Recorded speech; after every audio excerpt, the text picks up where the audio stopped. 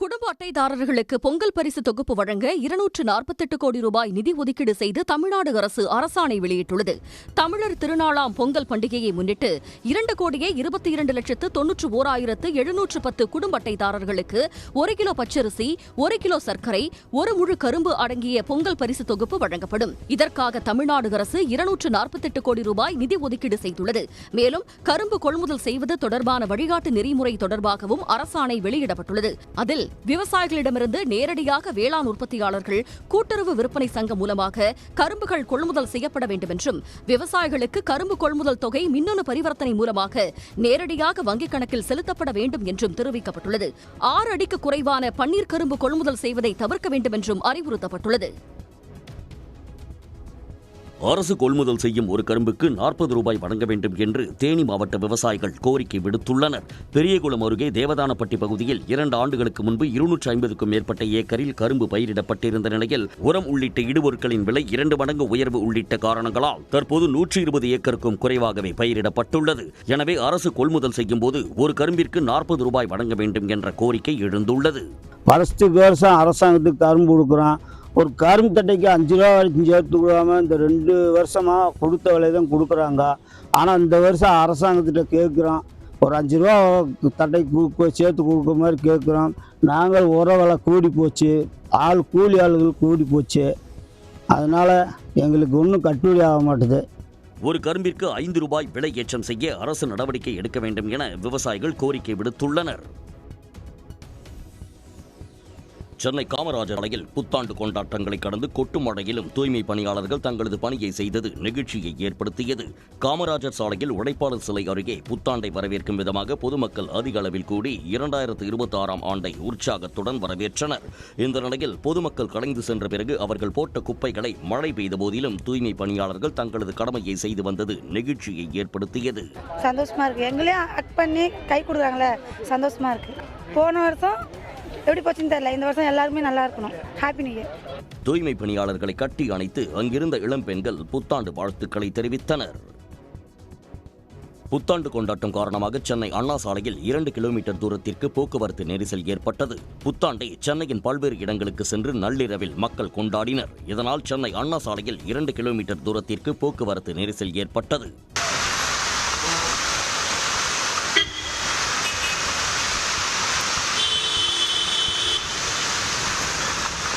ஆயிரம் விளக்கு பகுதியில் இருந்து LIC வரையில் வாகனங்கள் ஊர்ந்து சென்றன. மழை காரணமாகவும் போக்குவரத்து நெரிசல் ஏற்பட்டது. புத்தாண்டை கொண்டாடிவிட்டு அதிகம் பேர் கார்களிலும் இருசக்கர வாகனங்களிலும் திரும்பியதால் போக்குவரத்து நெரிசல் ஏற்பட்டது. சென்னையில் ஆபரண தங்கம் விலை 3வது நாளாக குறைந்துள்ளது. 10 நாட்கள் உயர்வுடனேயே பயணித்த 22 கேரட் ஆபரண தங்கத்தின் விலை திங்கட்கிழமையன்று சவரனுக்கு 640 ரூபாய் குறைந்தது. இதையடுத்து செவ்வாய்க்கிழமையன்று 22 கேரட் தங்கம் விலை சவரனுக்கு 3360 ரூபாய் சரிந்து 1,800,000 ரூபாய்க்கு விற்பனை செய்யப்பட்டது. இந்நிலையில் ஆபரண தங்கம் விலை ஒரே நாளில் சவரனுக்கு 960 ரூபாய் குறைந்துள்ளது. காலையில் சவரனுக்கு 400 ரூபாயும் மாலையில் 560 ரூபாயும் என ஒரே நாளில் 960 ரூபாய் சரிந்தது. இதன் காரணமாக தங்கம் விலை ஒரு சவரன் மீண்டும் 1 லட்சம் ரூபாய்க்கு கீழே வந்துள்ளது. ஒரு சவரன் 99,840 ரூபாய்க்கு விற்பனை செய்யப்படுகிறது. கடந்த 3 நாட்களில் ஒரு சவரன் விலை 4,960 ரூபாய் குறைந்துள்ளது. வெள்ளி விலை கிராமுக்கு 1 ரூபாய் குறைந்து 257 ரூபாய்க்கு வர்த்தகமாகிறது. கள்ளக்குறிச்சி மாவட்டம் சின்னசேலம் பகுதியில் திருடிய ஆட்டோவை அடையாளம் தெரியாமல் மாற்றிய கொள்ளையன் கைது செய்யப்பட்டார். சொக்கன் என்பவர் ஆட்டோவில் பயணம் செய்த பெருங்கடத்தூரைச் சேர்ந்த அருண்குமார் என்பவர் நயினார்பாளையம் செல்லும் சாலையில் அமைந்துள்ள ரயில்வே கேட் அருகே இறங்கியுள்ளார். ஆட்டோ கட்டணமாக 500 ரூபாய் கொடுத்ததால் சில்லறை வேண்டுமென ஆட்டோ ஓட்டுநர் சொக்கன் கூறினார். ஆனால் தன்னிடம் சில்லறை இல்லை என அருண் கூறியதால் அருகில் உள்ள கடையில் சில்லறை மாற்ற சென்றார். இதை தனக்கு சாதகமாக்கிய அருண்குமார் ஆட்டோவுடன் தப்பியுள்ளார். இது தொடர்பாக ஓட்டுநர் கொடுத்த புகாரில் விசாரணை நடத்திய போலீசார் CCTV காட்சியை வைத்து அருணை கைது செய்தனர். திருடிய ஆட்டோவில் ஸ்டிக்கர் ஒட்டியும் பெரிய மாலையை வாங்கி போட்டு பூஜையும் செய்துள்ளார். ஆனால் பதிவெண்ணை மாற்றாமல் இருந்ததால் வசமாக சிக்கியுள்ளார். அத்திக்கடவு அவிநாசி திட்டத்தால் திருப்பூர், ஈரோடு மாவட்டங்களில் பல்வேறு பகுதிகளில் நிலத்தடி நீர்மட்டம் உயர்ந்துள்ளதாக விவசாயிகள் மகிழ்ச்சி தெரிவிக்கின்றனர். அத்திக்கடவு அவிநாசி திட்டம் செயல்படுத்திய பின் இந்த ஆண்டு 1.5 TMC தண்ணீர் விநியோகிக்கப்பட்டுள்ளதாக கூறப்படுகிறது. பெருந்துறை, அவிநாசி உள்ளிட்ட பகுதிகளில் நெல் சாகுபடி சிறப்பாக இருந்ததாகவும் பல வருடங்களுக்கு பின் நிலத்தடி நீர்மட்டம் உயர்ந்துள்ளதாகவும் விவசாயிகள் கூறுகின்றனர். முதல்ல நிலத்தடி நீர் மட்டுமே இருக்காதுங்க. 5 அடி 10 அடி தான் கிணத்துல தண்ணி கிடக்கு. இப்போ 70 அடி 80 அடி தண்ணி கிடக்குதுங்க. இப்போ நினச்சபடி விவசாயம் நாம் பண்ணுற அளவுக்கு தண்ணி வசதி இருக்குதுங்க. நாங்கள் ஆடு மாட்டுகளுக்கும் தண்ணிக்கு பிரச்சனை இல்லைங்க. இதுக்கு முன்னாடி ரொம்ப வறட்சியாக இருந்தது. அத்திக்கடவு தண்ணி குளத்துக்குள்ளே வர முடித்தா இந்த அளவுக்கு இந்த கிணத்துல இந்த வாழையெல்லாம் வச்சுருக்குறோம். ஓரளவுக்கு எங்களுக்கு விவசாயம். அத்திக்கடவு அவிநாசி திட்டத்தால் சுமார் 52 ஆண்டுகளுக்கு பின் அவிநாசி சுற்றுவட்டாரத்தில் நெல் சாகுபடி நடந்துள்ளதால் விவசாயிகள் மகிழ்ச்சி அடைந்துள்ளனர். 41 பேரை பலிகொண்ட கரூர் கூட்ட நெரிசலில் நடந்தது என்ன என்பது தொடர்பான ஆதாரங்களை சிபிஐயிடம் கரூர் மாவட்ட நிர்வாகம் வழங்கியுள்ளது. இந்த வழக்கு தொடர்பாக டெல்லியில் உள்ள சிபிஐ தலைமை அலுவலகத்தில் தாவேக நிர்வாகிகளான புசி ஆனந்த், நிர்மல்குமார், ஆதவ் அர்ஜுனா ஆகியவர்களிடம் 3வது நாளாக விசாரணை நடைபெற்றது. அவர்களிடம் பல்வேறு கேள்விகளை எழுப்பி பதில் பெற்ற நிலையில் தாவேக குற்றச்சாட்டு குறித்து கரூர் மாவட்ட நிர்வாகத்திடம் சிபிஐ விளக்கம் கேட்டது. அப்போது கூட்டம் அதிகமாக கூடுவதற்காகவே விஜய் தாமதமாக வந்ததாக காவல்துறை தரப்பில் தெரிவிக்கப்பட்டது. பல்லாயிரக்கணக்கானோர் கூடும்போது நெரிசல் ஏற்பட வாய்ப்புள்ளது என்று வாக்கி டாக்கி மூலம் காவல்துறை தொடர்ந்து எச்சரித்ததாகவும், ஆனால் அதை பொருட்படுத்தாமல் தாவேகாவினர் கூடியிருந்த இடத்திற்குத்தான் விஜய் வந்ததாக குறிப்பிடப்பட்டுள்ளது. மேலும் தாவேக நிர்வாகிகள் யார் யாரிடம் வாக்கி டாக்கி வழங்கப்பட்டிருந்தது என்ற பட்டியலையும் சிபிஐ அதிகாரிகளிடம் தமிழ்நாடு அதிகாரிகள் வழங்கியுள்ளனர். 3 நாட்கள் விசாரணையில் இருதரப்பு அளித்த வாக்குமூலம், ஆவணங்கள் அடிப்படையில் அடுத்த கட்ட விசாரணை இருக்கும் என கூறப்படுகிறது. சிவகங்கை மாவட்டம் பொட்டப்பாளையத்தில் தனிநபர் ஆக்கிரமிப்பில் இருந்த 170 ஏக்கர் அரசு நிலத்தை வருவாய்த்துறை அதிகாரிகள் அதிரடியாக மீட்டனர். கிருமால் நதிக்கரையை ஒட்டியுள்ள அரசு நிலத்தை தனிநபர்கள் சிலர் போலி பட்டா பெற்று ஆக்கிரமித்து விட்டதாக புகார் எழுந்தது. இதையடுத்து ஆக்கிரமிப்பு நிலத்தை ஒப்படைத்துவிட்டு வெளியேறுமாறு நோட்டீஸ் விடுத்தும் தீர்வு கிடைக்காத நிலையில் வருவாய்த்துறை அதிகாரிகள் நேரடியாக களமிறங்கி ஆக்கிரமிப்பை அகற்றினர். குறிப்பாக நிலத்தில் அமைக்கப்பட்டிருந்த கட்டடங்கள், தகர கொட்டகை, ஆழ்துளை கிணறு உள்ளிட்டவற்றை JCB இயந்திரம் கொண்டு இடித்து அகற்றப்பட்டன.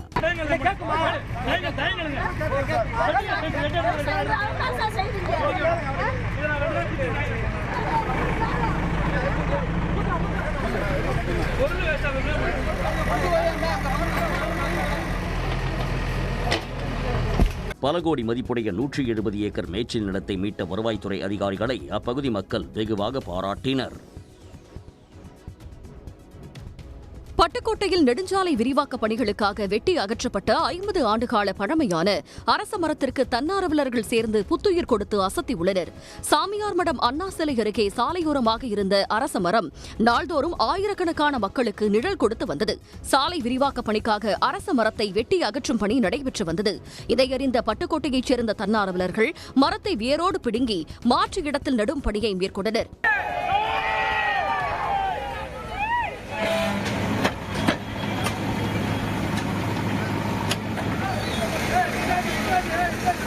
பாக்கியம் நகரில் நடவு செய்யப்பட்ட அரச மரத்தை சுற்றுவட்டாரத்தைச் சேர்ந்த ஏராளமான பொதுமக்கள் ஆச்சரியத்துடன் பார்த்து செல்கின்றனர். மேலும் அரச மரத்திற்கு புத்துயிர் கொடுத்த தன்னார்வலர்களுக்கும் பாராட்டு குவிந்து வருகிறது. ஆங்கில புத்தாண்டை ஒட்டி சிறுவாபுரி முருகன் கோவிலில் ஆயிரக்கணக்கான பக்தர்கள் திரண்டு வழிபட்டனர்.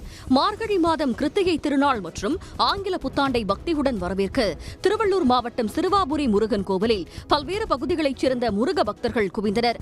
ராஜ் அலங்காரத்தில் அருள் பாலித்த முருகரை கண்டு மனமுருகி பக்தியோடு வழிபட்ட பக்தர்கள் புத்தாண்டில் அனைவரது வாழ்விலும் மகிழ்ச்சியும் வளமும் பெருக வேண்டினர்.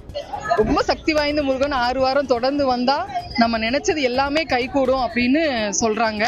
நாங்க முதல் முறையா இந்த கோவிலுக்கு வந்திருக்கோம். நிஜமாவே ரொம்ப மனசு திருப்தியா இருக்குது. வரக்கூடிய 2026ஆம் ஆண்டு எல்லாருக்குமே நல்ல விதமா அமையட்டும். எங்களுடைய புத்தாண்டு நல்வாழ்த்துக்கள். வெற்றிவேல் முருகனுக்கு அரோகரா. நன்றி. சக்தி வாய்ந்த முருகர் நல்லபடியா வச்சிருப்பாரு. அவரு வணங்குறவங்கள நல்லபடியா வச்சுட்டு இருப்பாரு எப்பவுமே. 2026 வழக்கத்து நல்லபடியா இன்னும் நல்லா நிறைய கூட்டம் வருவாங்க. நிறைய பேர் பார்க்கறதுக்கு வருவாங்க. நிறைய ஜனம் பார்க்கணும். எல்லாருமே நல்லது நடக்கும், நல்லது பண்ணுவார் முருகர். தருமபுரி மொரப்பூர் ரயில் திட்டத்தில் மூக்கனூர் பழைய இடத்திலேயே ரயில் நிலையம் அமைந்தால் 102 வீடுகள் இடிக்கப்படும் என கூறி கிராம மக்கள் கவன ஈர்ப்பு ஆர்ப்பாட்டத்தில் ஈடுபட்டனர். தருமபுரி மொரப்பூர் ரயில் திட்டம் தொடங்கப்பட்டுள்ளது. இந்நிலையில் மூக்கனூர் ரயில் நிலையத்தை பழைய இடத்திலேயே அமைந்தால் 250 குடும்பங்கள் பாதிக்கப்படும் என்றும் 200 மீட்டர் தள்ளி அமைக்க வேண்டும் என்றும் வலியுறுத்தியுள்ளனர். அவங்க செவி சேர்க்கலன்னா தொடர் போராட்டம் எங்கள் ஊரிலே 150, 250, 350 பேர்களை சேர்த்து 8 வழிச்சாலைக்கு எப்படி ஃபாலோ பண்ணி தொடர் போராட்டங்கள் நடத்த இருக்கிறாங்களோ அதை நாங்கள் கண்டிப்பாக செய்வோம். தங்களது கோரிக்கை ஏற்கப்படவில்லை என்றால் ஆதார், குடும்ப அட்டை உள்ளிட்ட அரசு ஆவணங்களை மாவட்ட நிர்வாகத்திடம் ஒப்படைப்போம் என்றும் பொதுமக்கள் எச்சரித்துள்ளனர். வேலூர் பழைய பேருந்து நிலையத்தில் பொதுமக்களுடன் சேர்ந்து கேக் வெட்டி 2026 ஆங்கில புத்தாண்டை காவல்துறையினர் கோலாகலமாக கொண்டாடி மகிழ்ந்தனர். இதனைத் தொடர்ந்து செய்தியாளர்களை சந்தித்த மாவட்ட காவல் கண்காணிப்பாளர் மயில்வாகனன், வேலூர் மாவட்டத்தில் இன்று முதல் ஹெல்மெட் அணியாமல் பயணித்தால் இருசக்கர வாகனம் பறிமுதல் செய்யப்படும் என கூறினார். குடும்பத்தை விட்டு வெளியில் வந்தாலும் நிறைய பேர் குடும்பத்தோடு நீங்கள் அங்கே செலிப்ரேட் பண்ணும்போது உங்களோட சேர்ந்து செலிப்ரேட் பண்ணுறது ஒரு சந்தோஷம். எங்களோட நீங்கள் வந்து செலிப்ரேட் பண்ணுற அந்த நட்பு நாங்கள் வந்து ரொம்பவே வரவேற்கிறோம். பாருங்க, எல்லாரும் இருக்கோம், நீங்களும் இருக்கிறீங்க. தருமபுரியில் பாதுகாப்பு பணியில் ஈடுபட்டிருந்த காவல்துறையினர் பொதுமக்களுடன் இணைந்து புத்தாண்டை வரவேற்று கேக் வெட்டி கொண்டாடினர்.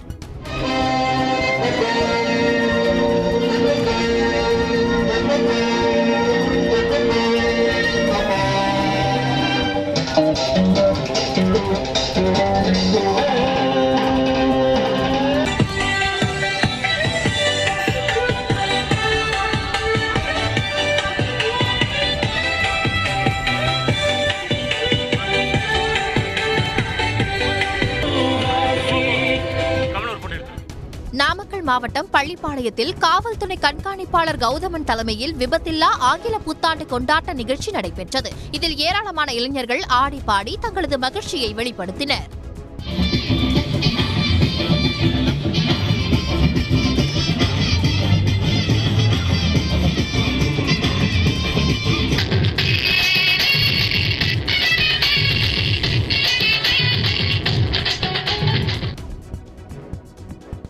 திருப்பத்தூர் மாவட்டம் ஜோலார்பேட்டை அடுத்த சுற்றுலா தலமான ஏலகிரி மலைப்பகுதியில் உள்ள தனியாருக்கு சொந்தமான ரிசார்ட்டில் புத்தாண்டு விழா கோலாகலமாக கொண்டாடப்பட்டது.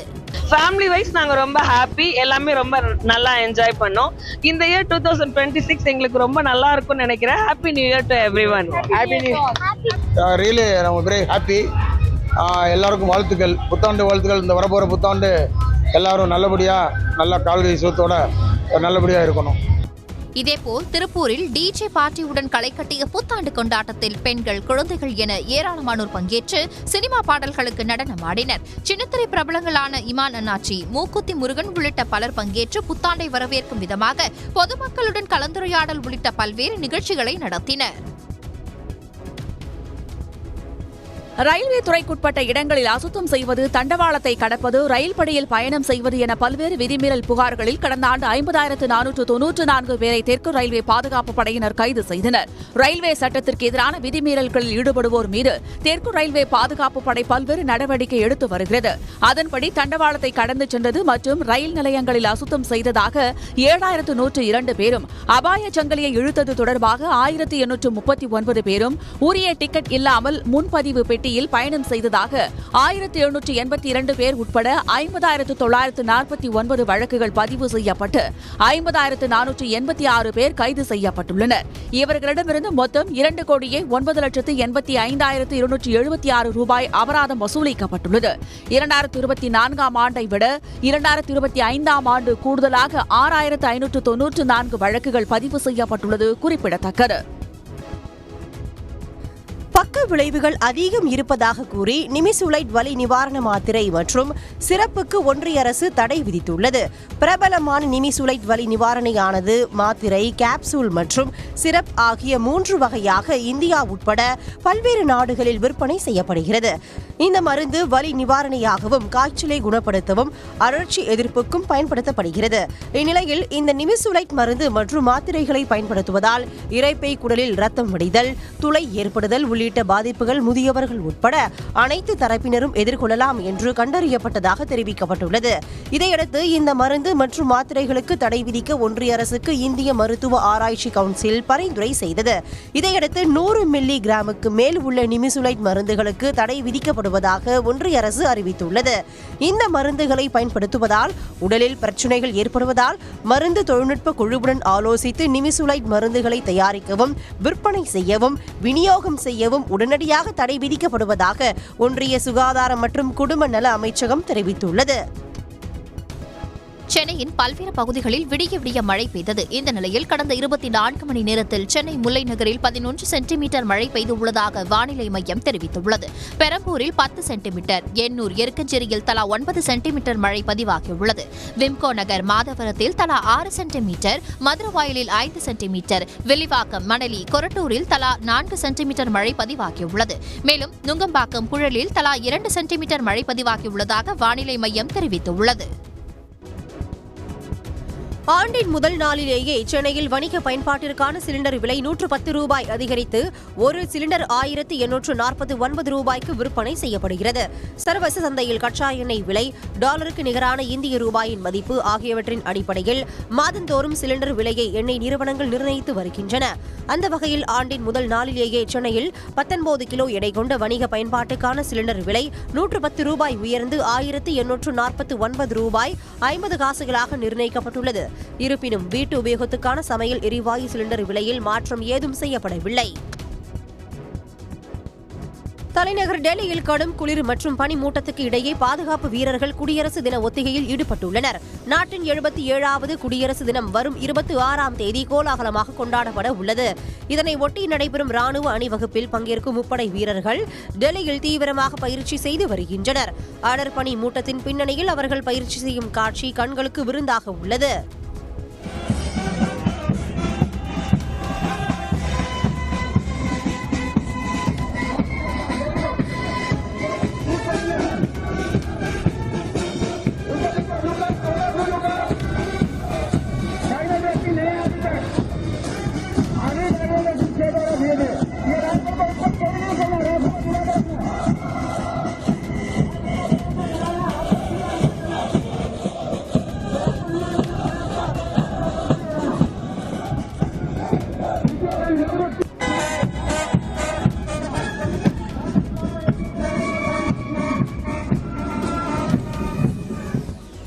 ராணுவ வீரர்களின் அணிவகுப்பு ஒத்திகையை காண்பதற்காகவே ஏராளமான மக்கள் அதிகாலை வேளையிலும் கடமை பாதை அருகே திரண்டிருந்தனர்.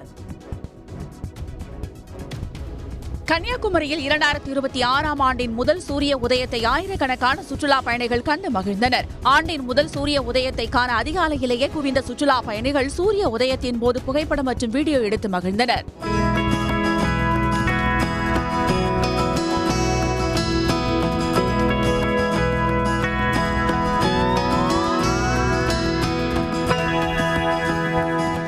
பல்லாயிரக்கணக்கான சுற்றுலா பயணிகள் கடற்கரையில் குவிந்ததால் நூற்றுக்கணக்கான போலீசார் பாதுகாப்பு பணியில் ஈடுபட்டனர்.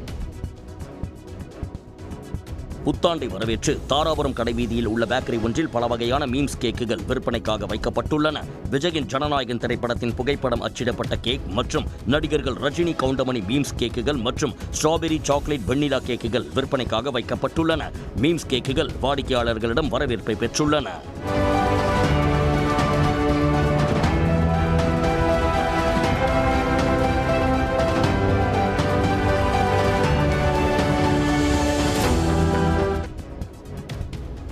இரண்டாயிரத்து 26 புத்தாண்டை வரவேற்று வாரணாசியில் சிறப்பு ஆரத்தி நிகழ்ச்சி நடைபெற்றது. கங்கை நதிக்கரையில் தினமும் ஆரத்தி நிகழ்ச்சி நடைபெறுவது வழக்கம். புத்தாண்டை வரவேற்று கங்கை நதிக்கரை முழுவதும் விளக்குகளால் அலங்கரிக்கப்பட்டிருந்தது. புத்தாண்டை வரவேற்று 2026 வடிவத்தில் தீபம் ஏற்றப்பட்டிருந்தது. தீபங்களால் கங்கை நதிக்கரை முழுவதும் ஒளிர்ந்தது.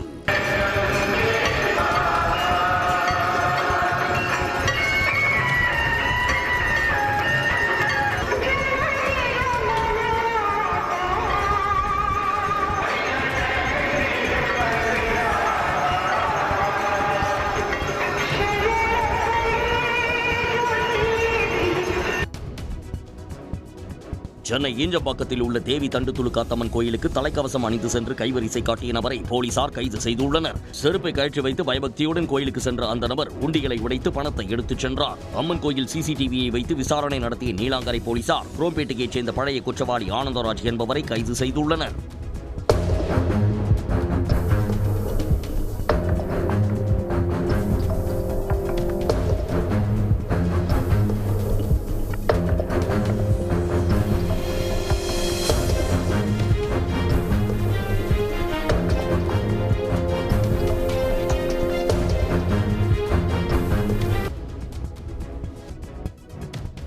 ரயில்வே துறைக்குட்பட்ட இடங்களில் அசுத்தம் செய்வது, தண்டவாளத்தை கடப்பது, ரயில் படியில் பயணம் செய்வது என பல்வேறு விதிமீறல் புகார்களில் கடந்த ஆண்டு 50,494 பேரை தெற்கு ரயில்வே பாதுகாப்பு படையினர் கைது செய்தனர்.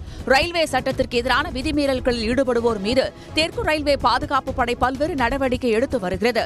அதன்படி தண்டவாளத்தை கடந்து சென்றது மற்றும் ரயில் நிலையங்களில் அசுத்தம் செய்ததாக 7,102 பேரும், அபாய சங்கிலியை இழுத்தது தொடர்பாக 1,839 பேரும், உரிய டிக்கெட் இல்லாமல் முன்பதிவு பெட்டியில் பயணம் செய்ததாக 1,782 பேர் உட்பட 50,949 வழக்குகள் பதிவு செய்யப்பட்டு 50,486 பேர் கைது செய்யப்பட்டுள்ளனர்.